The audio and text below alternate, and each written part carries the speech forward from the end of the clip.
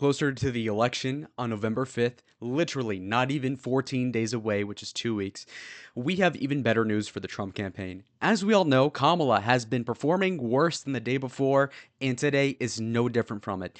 Her lead has been non existent at the battleground level, but even looking at these 7 states, which includes Arizona, Nevada, Wisconsin, Michigan, Pennsylvania, North Carolina, and Georgia, Trump is now leading in these states, all aggregated together by 1.1% on average. She's losing it again.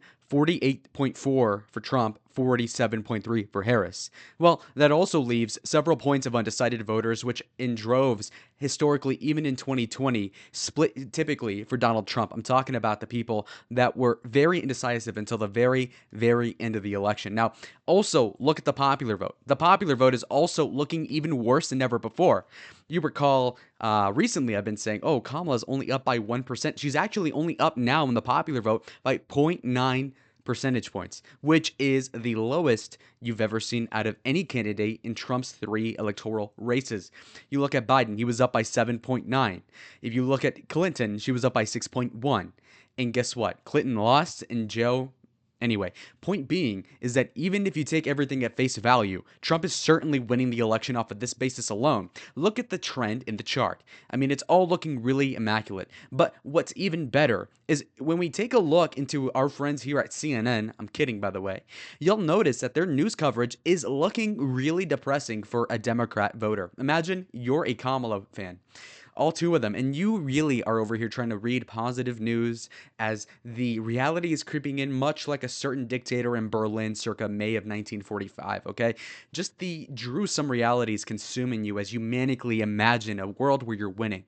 Well, guess what the news is, okay? You read and it says what?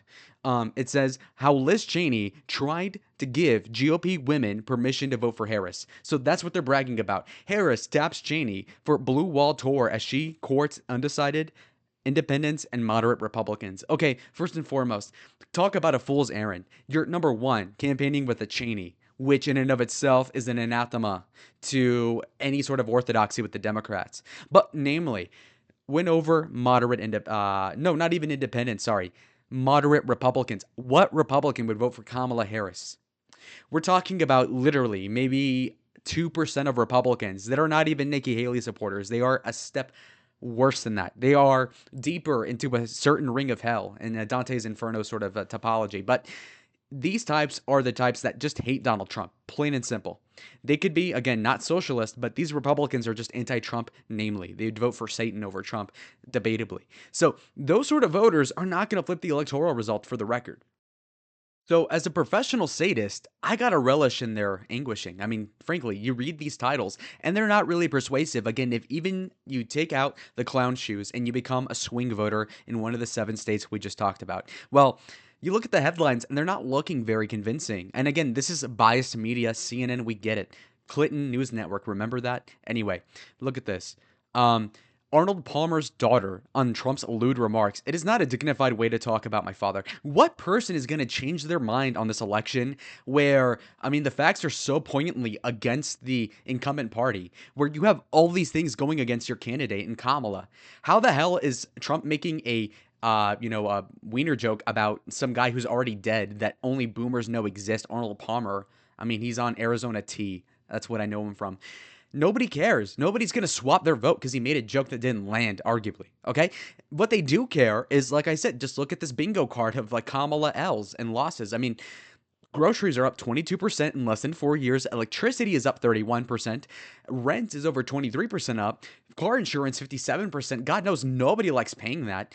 Gasoline is up 38%. School lunch is up 70%. You look at eggs and they're up 69%. Airfare up 25%. I mean, when you really think about it, this is what the uphill climb is looking for, Harris. And CNN cannot say, oh, the prices are lower, the economy's great, because while they're lying, they need some nugget of truth to kind of cleave onto. The cognitive dissonance it must take to work for the fake news media has to be enough to obviously do what they do, but also they need something to base off a lie with. And so, they can't just say straight up, well, actually, groceries are cheaper, car insurance is cheaper. They just can't. The Geico the Geico lizard might actually hit them back with the truth. And, to be clear, I mean, look at 3.5 years of office for Kamala, and it's looking horrible, my lord. But anyway, let's look at this too. The early voting in Nevada, for instance, which is one of the niche battleground states. Well, what does that even mean for y'all? Well, Nevada isn't really mathematically a state that is the most important. In fact, it's the smallest state when it comes to population and electoral vote count in November. Okay, you look at its 6 votes, it's much lesser than Arizona at 11, Georgia at 16, Carolina at 16, Pennsylvania at 19, Michigan 15, Wisconsin 10.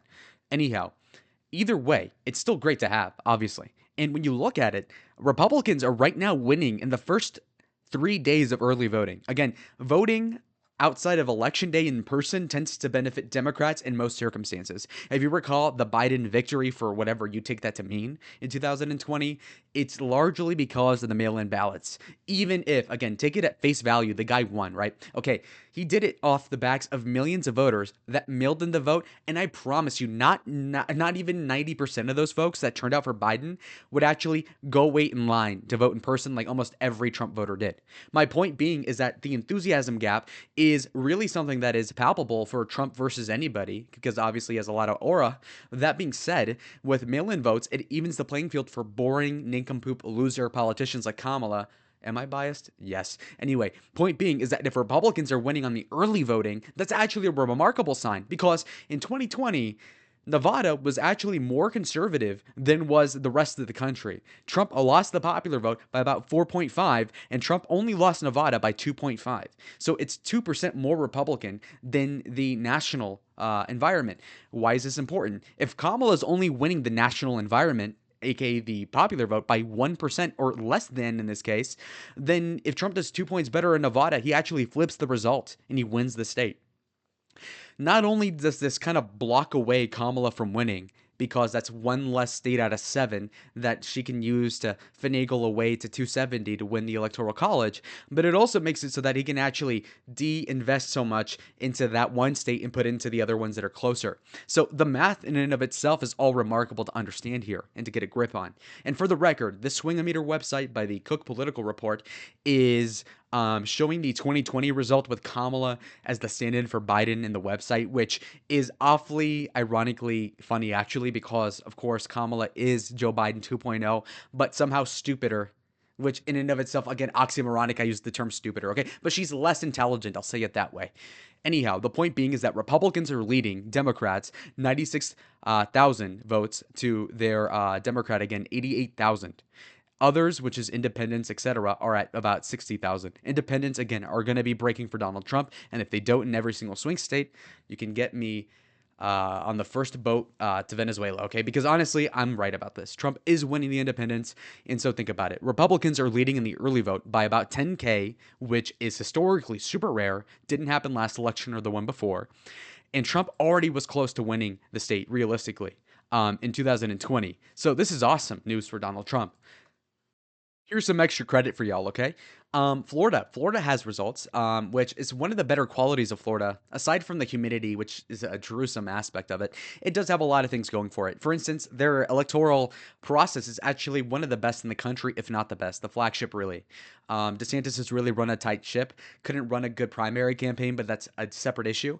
That being said, when you look at the results thus far in the early voting, Republicans are up early in-person ballot voting by 25 points, which is awesome. And vote by mail, they're losing it to the Democrats by 6 points. So on aggregate, right now, Republicans are winning the Florida election by 1%. Now, this is important because obviously the people that are going to vote in person on November 5th are going to be 2/3 or like a crazy amount Republican. So if you're already winning, despite the fact that obviously the Democrats should be winning by a lot right now, like they were in 2020, in the early voting and the mail-in voting, that's actually freaking phenomenal. And the only cope the Democrats can use at this point is to say that somehow Kamala will convince those MAGA voters that are going to be in person casting their ballots in November 5th that she's going to somehow riz them up in the next 2 weeks like they're Willie's Brown's Whittley. And it's like, I really don't think so. And folks, this is crazy, but think about it.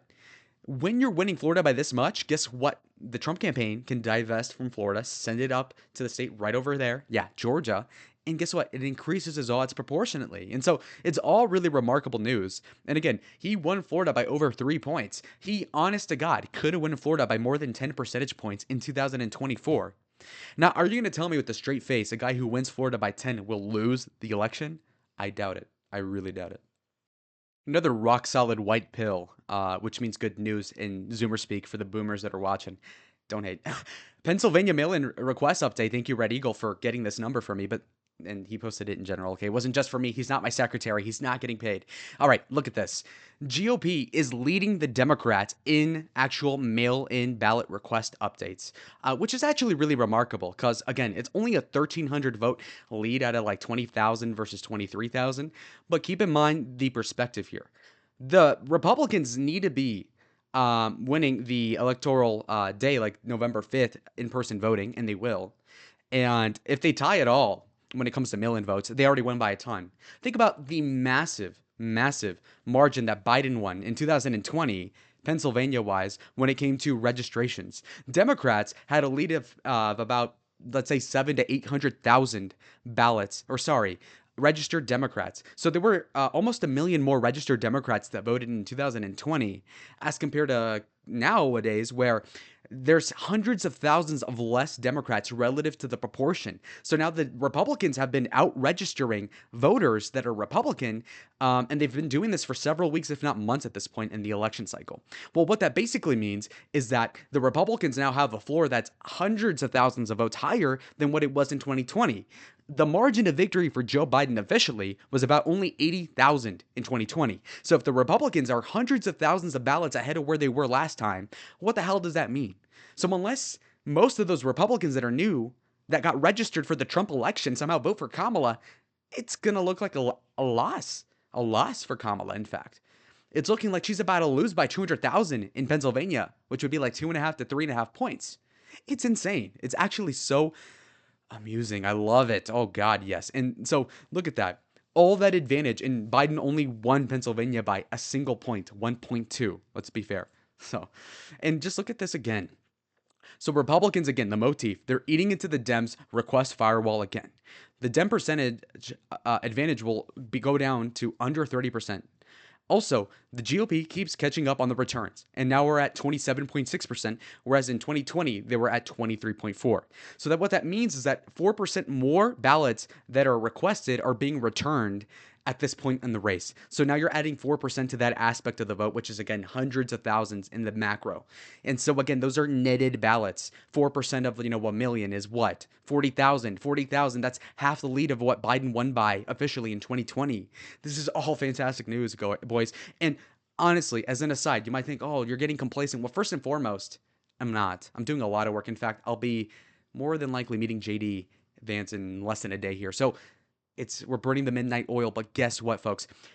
A lot of these sort of pessimistic people on the internet are trying to get Republicans demoralized. They're trying to say, oh, they're going to do it what they did last time. And it's like, well, what are we going to do aside from making it too big to do what?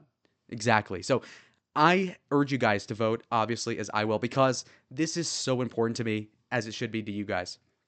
So let me wrap up this snapshot of the election as it is so close to being finally done.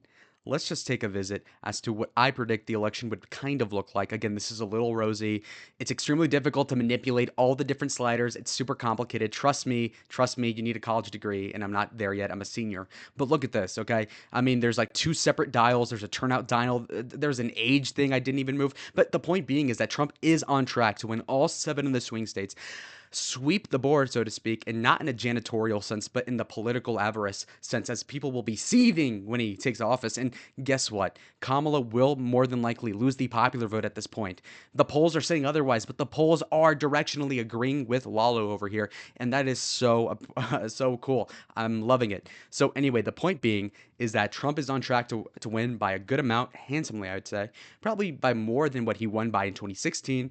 And I think it'll make 2020 look like a complete fever dream. And by that, I mean that it's going to look and feel so much better than the last election. So anyways, I'll leave you guys with that.